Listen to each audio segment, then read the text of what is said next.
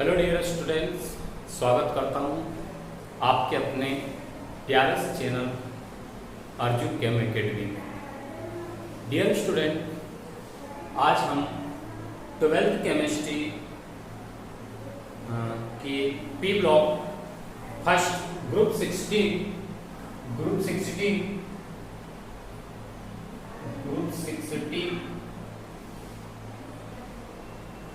के बहुत ही important concept को समझने जा रहे हैं। इम्पोर्टेंट कॉन्सेप्ट ये हैं कि आज हम सल्फर के ऑक्सो एसिड्स, सल्फ्यूरिक एसिड के फॉर्मेशन की कॉन्टैक्ट प्रोसेस मेथड के बारे में जान रहे हैं। तो आइए हम देखते हैं कि सल्फ्यूरिक अम्ल बनाने की कॉन्टैक्ट प्रोसेस यानी कि संपर्क विधि क्या होती है। डायग्राम आपको, जैसे कि डायग्राम आपको दिखाई दे रहा है, ये डायग्राम सल्फ्यूरिक अम्ल निर्माण की संपर्क विधि है। तो आइए हम सीखते हैं कि इसमें क्या क्या प्रोसेस होती हैं और किन प्रोसेस से गुजरकर हमें सल्फ्यूरिक अम्ल प्राप्त होता है।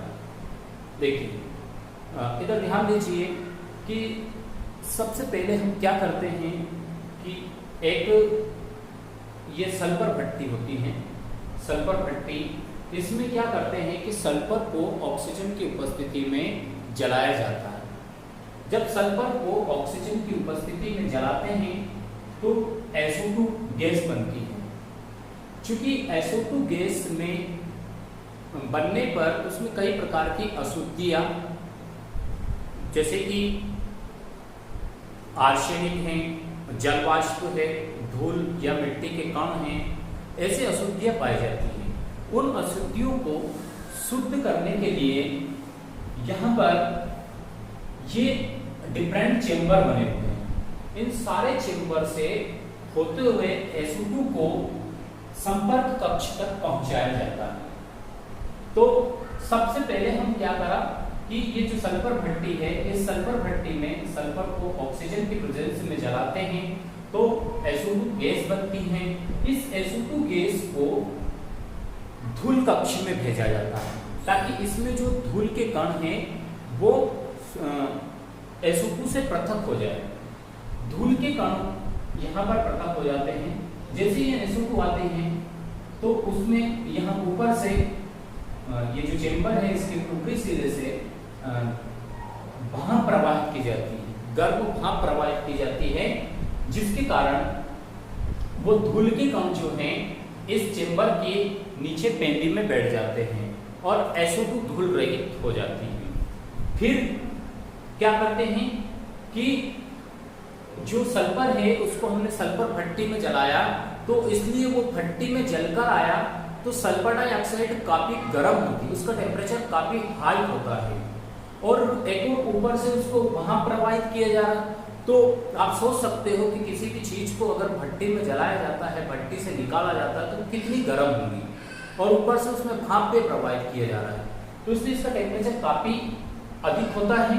तो इसको ठंडा करने के लिए ये यहाँ पर एक कूलिंग पाइप लगा होता है, शीतलक पाइप। इस शीतलक पाइप से होते हुए SO2 गैस को धावन कक्ष में भेजा जाता है। ये SO2 पूरी तरह से ठंडी हो जाती है। फिर धावन कक्ष में क्या होता है कि इसमें कुछ अशुद्धियां रह जाती हैं। वो अशुद्धियां धावन कक्ष में ऊपर से यहाँ पानी भरा रहता है और सावर से पानी के फव्वारे टपकते रहते हैं और इसमें कुछ क्वार्टज के टुकड़े भरे रहते हैं। वो अशुद्धियां इसकी धुल जाती हैं और इस चेंबर के पेंदे में इस प्रकार से जमा हो जाती है, जिनको यहाँ से पृथक कर दिया जाता है। ठीक है, अब उसको हमने धो भी लिया है। उसके बाद नेक्स्ट जब हम उसको धोएंगे तो उसमें कुछ नमी रहेगी। नमी को दूर करने के लिए उसको सुखाया जाता है। सुखाने के लिए उसको शुष्कीकरण स्तंभ में भेजा जाता है, इसके द्वारा शुष्कीकरण स्तंभ में भेजा जाता है और इसमें भी क्वार्टज के टुकड़े रहते हैं।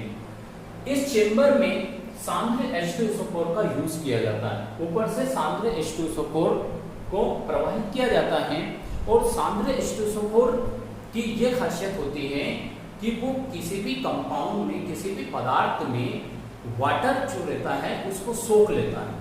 तो ये वाटर को सोख लेता है, इस प्रकार से जो SO2 है वो शुष्क हो जाएगी, नमी की मात्रा उसमें से अलग हो जाएगी। फिर क्या करते हैं, इस शुष्कीकरण कक्ष से SO2 में कुछ आर्सेनिक पाया जाता है, आर्सेनिक की मात्रा होती है, और आर्सेनिक एक उत्प्रेरक विष होता है जो क्या करता है, इसके लिए जो हम उत्प्रेरक के पास इसको भेज रहे हैं, इसके लिए एक विष का कार्य करता है, इसलिए इसको दूर करना जरूरी है। तो यह आर्सेनिक शोधक जो चेंबर होता है, इसमें फेरिक हाइड्रोक्साइड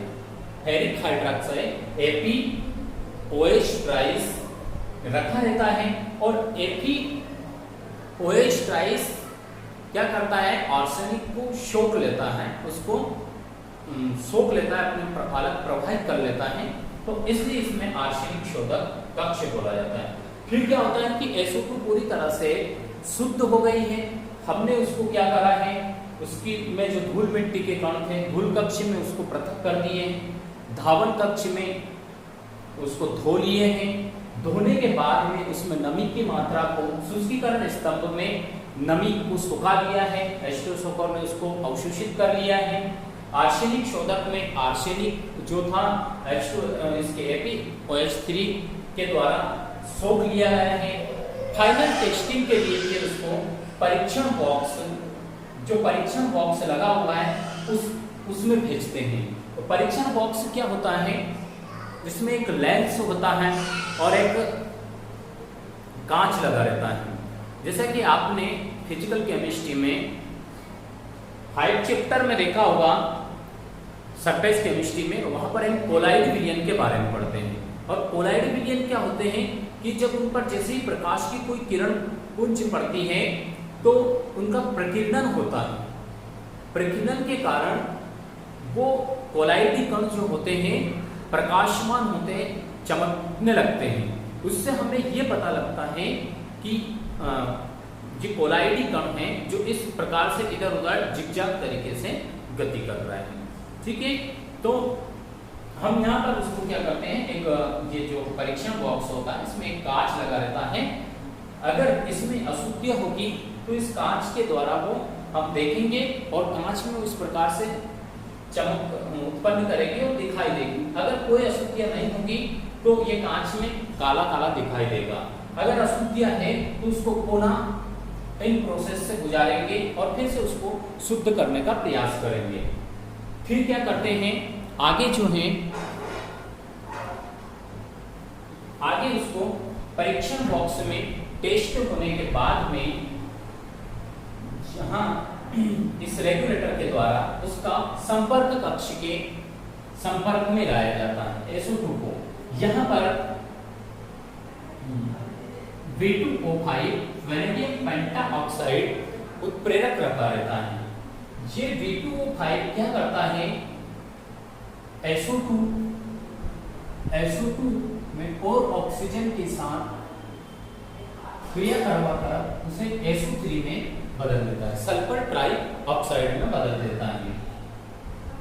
उसके बाद अगर आप जानते हो कि इसका जो टेम्परेचर होता है 450 डिग्री सेल्सियस रखा जाता है, तो अगर टेम्परेचर इसका 450 से ज्यादा है तो हीटर इसमें क्या करते हैं, इसके द्वारा पानी गिराकर इसको ठंडा कर लेते हैं। इसकी आकृति इस प्रकार बनेगी कि ऊपर से पानी गिराएंगे तो इसका टेम्परेचर कम हो जाएगा।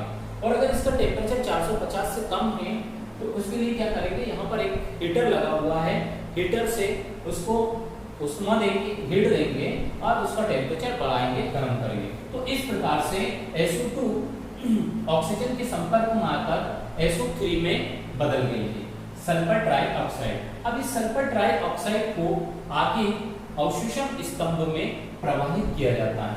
अवशोषण स्तंभ में क्वार्टज के टुकड़े भरे होते हैं और ऊपर से सांद्र H2SO4 टपकता रहता है या प्रवाहित करते हैं। सांद्र H2SO4 इस SO3 से रिएक्शन करता है, H2SO4 इससे रिएक्शन करता है और यहाँ पर हमें H2H2O7 ओलियम प्राप्त होता है। अब ये जो ओलियम प्राप्त हुआ है ये हमारा मेन कंपाउंड बन गया है। अभी हमारा सल्फ्यूरिक अम्ल नहीं बना है। सल्फ्यूरिक अम्ल बनाने के लिए ये जो ओलियम है, इस ओलियम को पानी के साथ क्रिया करवाते हैं, पानी में इसको घोलते हैं और हमें इस प्रकार से सल्फ्यूरिक अम्ल प्राप्त हो जाता है। सल्फ्यूरिक अम्ल प्राप्त होता है। आप खुद देखिए कि यहाँ पर जो होते हैं ये जल की क्रिया करवाई इसमें, तो क्या बनेगा H2SO4 और इसको बैलेंस करेंगे तो 2 मोल बन रहा है यहाँ पर। तो देखिए आपके दिमाग में क्वेश्चन आ रहा होगा कि सर जब आप सल्फ्यूरिक अम्ल ही बना रहे तो यहाँ पर आपने 2 बार सल्फ्यूरिक अम्ल का यूज किया, मतलब सल्फ्यूरिक अम्ल को वेस्ट किया, बना भी वही चीज है।